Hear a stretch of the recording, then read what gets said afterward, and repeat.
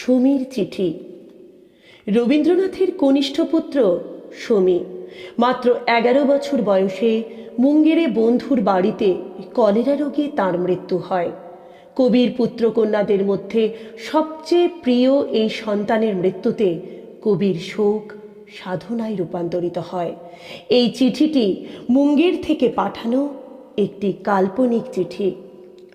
শ্রীচরণেশু বাবা, চিঠি পাওয়া মাত্র তুমি মুঙ্গের চলে এসো।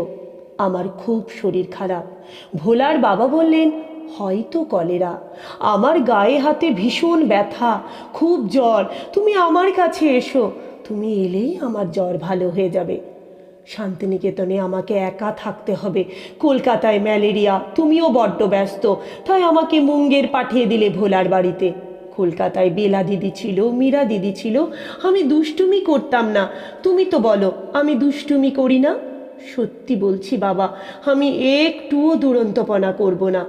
আমায় তোমার কাছে নিয়ে চলো।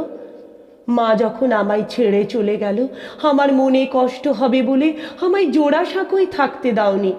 মা শেষবার আমাকে দেখার জন্যে খুব কেঁদেছিল। আমি কাল সারা রাত মাকে স্বপ্নে দেখেছি। সারাক্ষণ আমায় ডেকে বলেছে, তোকে ছেড়ে থাকতে আমার যে বড্ড কষ্ট সমী। মায়ের চারিপাশে কেমন মেঘের মতো ছায়া। আমি তোমার কাছে যাব বাবা।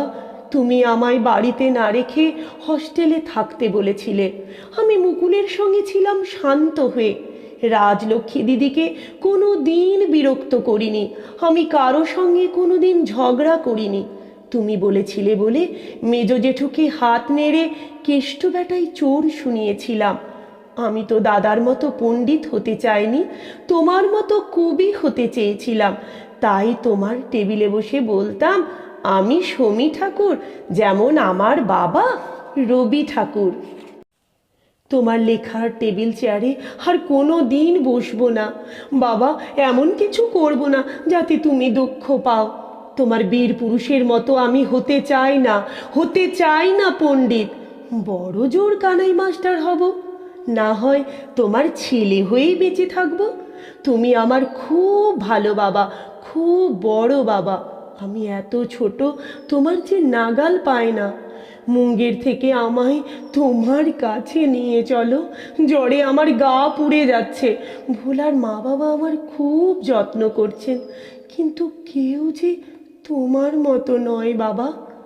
বাবা, যন্ত্রণায় আমার হাতে পায়ে খিল ধরে আসছে, ঘুমে চোখের পাতা জড়িয়ে আসছে।